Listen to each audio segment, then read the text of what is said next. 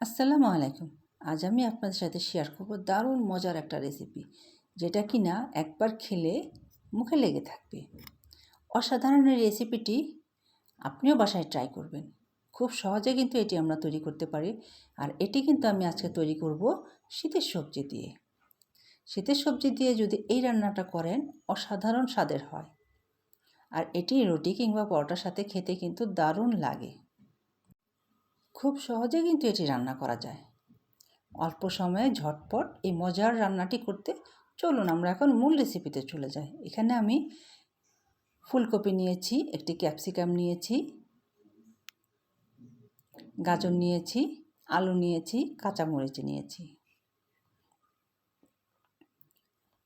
এখানে চাইলে আপনি একটি ব্রোকলিও দিতে পারেন, না চাইলে নাও দিতে পারেন। আর এই সবজিটা আমি রান্না করব একদম সাদা, এখানে তেমন কোনো মশলা আমি ব্যবহার করব না। তো সবজিটা আমি প্রথমে ফুলকপিগুলো কেটে নেব ছোট ছোট করে। খুব বেশি ছোট করবেন না, বেশি ছোট করলে কিন্তু আবার ভেঙে যাবে। মোটামুটি এই সাইজ করে আপনারা ফুলকপিটা কেটে নেবেন।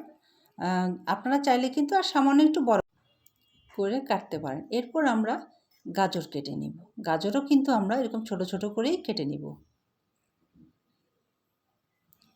আমরা সাধারণত সব সবজিগুলোই বটি দিয়ে কেটে নিই। ছুরি দিয়ে আমি এত কমফোর্ট ফিল করি না, সেজন্য সবগুলোই বটি দিয়ে কেটে নিয়েছি।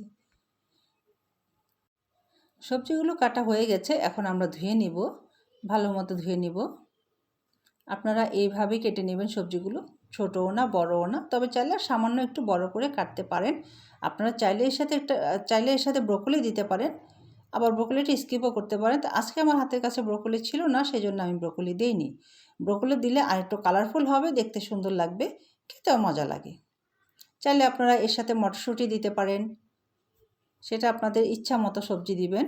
তবে সব সবজি কিন্তু এখানে যাবে না, যে সবজিগুলো এইভাবে কাটা যাবে সেগুলো দিবেন। আর এখানে আমি ক্যাপসিকাম এবং কাঁচামরিচ কেটে নিয়েছি। এখন হচ্ছে আমাদের রান্নাটা করার পালা। আমি চুলায় একটি প্যান বসিয়েছিলাম, প্যানে পানি দিয়েছি, পানিটা এখন প্রায় ফুটে উঠেছে। একদম ফুটন্ত পানির মধ্যে আমরা সবজিগুলো ছেড়ে দিব। এই রান্নাটা করতে প্রথমে আমাদেরকে সবজি সামান্য সিদ্ধ করে নিতে হবে। আপনি 40% সিদ্ধ করে নেবেন সবজিটা। আর সিদ্ধ করার জন্য এখন আমরা 1 চামচ লবণ দিয়েছি। লবণ দিয়ে নেড়ে দিব।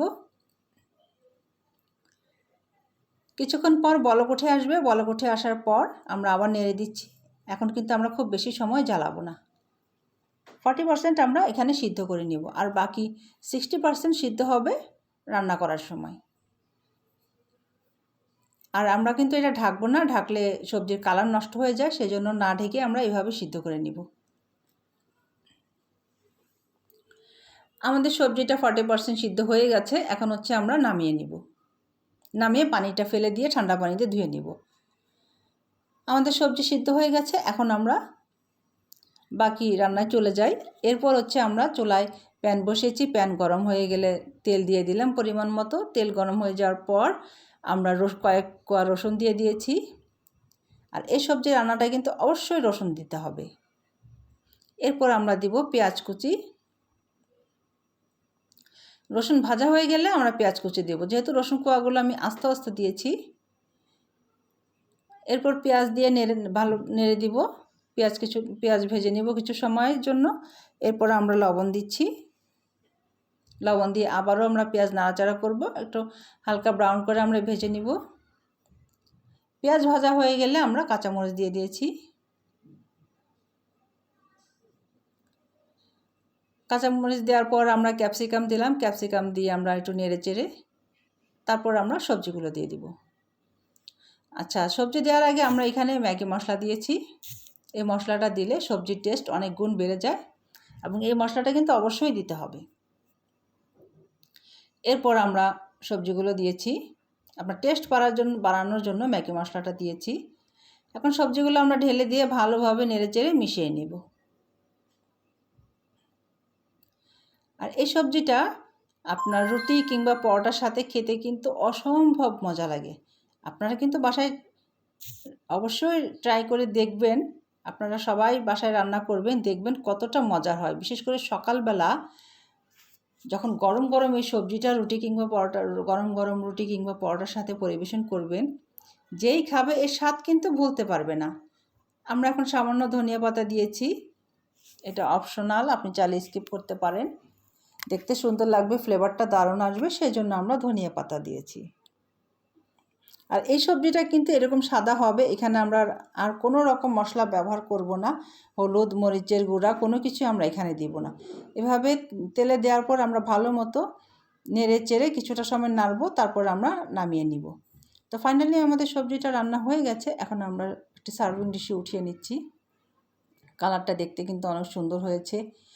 আর সবজিটা যে 60% বাকি ছিল সেটাও কিন্তু এখন তেলে দেওয়ার পর সিদ্ধ হয়ে গেছে।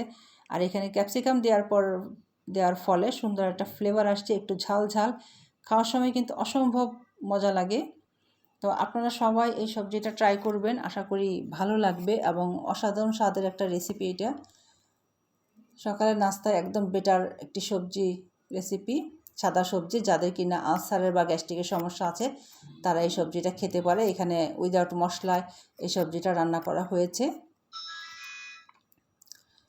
তো নতুন নতুন ভিডিও পেতে আমাদের সঙ্গেই থাকুন, পেজটি ফলো করুন।